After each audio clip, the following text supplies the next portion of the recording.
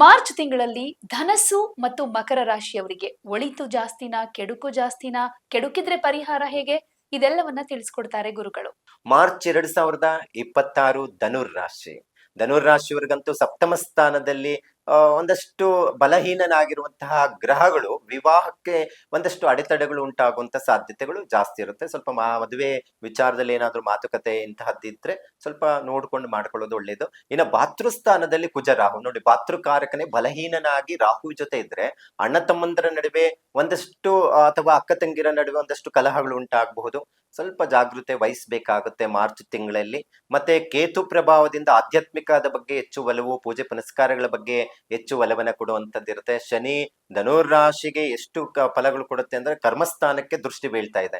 ಯಾವಾಗ ಕರ್ಮಸ್ಥಳ ಅಂತ ಹೇಳಿದ್ರೆ ಉದ್ಯೋಗದ ವಿಚಾರದಲ್ಲಿ ಒಂದಷ್ಟು ಏಳಿಗೆ ವಿಚಾರದಲ್ಲಿ ನಾವು ನೋಡಬಹುದು. ಯಾಕಂದ್ರೆ ಈ ಒಂದಷ್ಟು ಗುರುಬಲ ಇರುತ್ತೆ, ಮತ್ತೆ ಅದ್ರ ಜೊತೆಗೆ ಕರ್ಮಸ್ಥಾನಕ್ಕೆ ಕರ್ಮಾಧಿಪತಿ ದೃಷ್ಟಿ ಇರೋದ್ರಿಂದ ಉತ್ತಮವಾದಂತಹ ಉದ್ಯೋಗದ ವಿಚಾರದಲ್ಲಿ ಅನುಕೂಲ ಆಗುತ್ತೆ. ಆದ್ರೆ ಖರ್ಚುಗಳು ಜಾಸ್ತಿ ಇರುತ್ತೆ. ಅಣ್ಣ ತಮ್ಮಂದ್ರ ವಿಚಾರದಲ್ಲಿ ಸ್ವಲ್ಪ ಜಾಗೃತಿ ವಹಿಸಬೇಕು.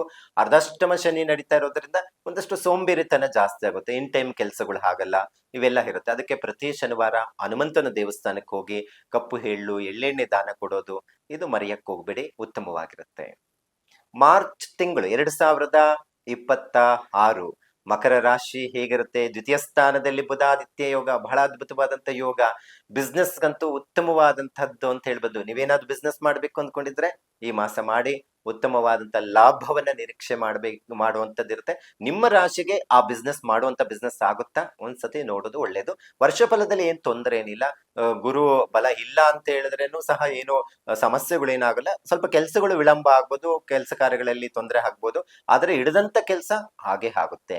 ಇನ್ನ ಕುಜ ರಾಹು ಸಂಯೋಗ ದ್ವಿತೀಯ ಸ್ಥಾನದಲ್ಲಿ ಇರೋದ್ರಿಂದ ಒಂದಷ್ಟು ಕುಟುಂಬದಲ್ಲಿ ಒಂದಷ್ಟು ವ್ಯತ್ಯಾಸಗಳು ಬರಬಹುದು. ಚಿಕ್ಕ ಪುಟ್ಟ ಮನಸ್ತಾಪಗಳು, ಭಿನ್ನಾಭಿಪ್ರಾಯಗಳು ಸಹಜವಾಗಿರುತ್ತೆ. ಈ ಮಾಸದಲ್ಲಿ ಸ್ವಲ್ಪ ಜಾಗೃತಿ ವಹಿಸಬೇಕಾಗುತ್ತೆ.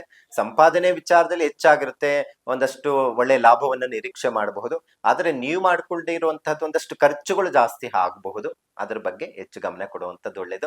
ರಾಷ್ಟ್ರಾಧಿಪತಿ ಯಾವಾಗ ಉಚ್ಚ ಸ್ಥಾನಕ್ಕೆ ಹೋಗೋದು ಅಥವಾ ಉಚ್ಚ ಸ್ಥಾನದಲ್ಲಿ ಇರುವಂತಹ ಗ್ರಹಗಳು ನಮಗೆ ಒಂದಷ್ಟು ಫಲಗಳು ಕೊಡುವಂತದ್ದು ಇರುತ್ತೆ. ಅದರಲ್ಲಿ ರಾಷ್ಟ್ರಾಧಿಪತಿ ಏನಾದ್ರೂ ಶುಕ್ರನ ಜೊತೆ ಸಂಯೋಗ ಆಯ್ತು ಅಂದ್ರೆ ಅಂತ ಸಂದರ್ಭದಲ್ಲಿ ಒಂದಷ್ಟು ಈಗಾಗ್ಲೇ ಬಾಂಧವ್ಯತೆ ಇರೋದಿಲ್ಲ, ಅಕ್ಕ ತಂಗಿರು ವಿಚಾರದಲ್ಲಿ ಅಂತ ಹೇಳಿದ್ನಲ್ಲ, ಅದು ಸರಿ ಮಾಡ್ಕೊಳ್ಳೋದಕ್ಕೆ ಸಾಧ್ಯ ಆಗುತ್ತೆ. ಹಾಗಾಗಿ ಯಾವುದೇ ರೀತಿ ಸಮಸ್ಯೆಗಳು ಬರುವಂತದಿಲ್ಲ. ಈ ತಿಂಗಳಲ್ಲಿ ಆದಷ್ಟು ಹಣದ ವಿಚಾರದಲ್ಲಿ ಒಂದಷ್ಟು ಅಭಾವ ಉಂಟಾಗ್ಬೋದು. ಖರ್ಚುಗಳು ಕಡಿಮೆ ಮಾಡ್ಕೊಳ್ಳಿ. ಈ ಖರ್ಚುಗಳು ಕಡಿಮೆ ಮಾಡಿದಷ್ಟು ಸಹ ನಿಮ್ಗೆ ಒಳ್ಳೇದಾಗುತ್ತೆ. ಆದಷ್ಟು ವಿಷ್ಣು ಸಹಸ್ರನಾಮ ಪಾರಾಯಣ ಮಾಡಿ ಸಂಜೆ ಹೊತ್ತು, ವಾರಕ್ಕೊಂದ್ಸತಿ ಆದ್ರೂ ಶನಿವಾರ ವಿಷ್ಣು ಸಹಸ್ರನಾಮ ಪಾರಾಯಣ ಮಾಡೋದ್ರಿಂದ ಉತ್ತಮವಾಗಿರುತ್ತೆ.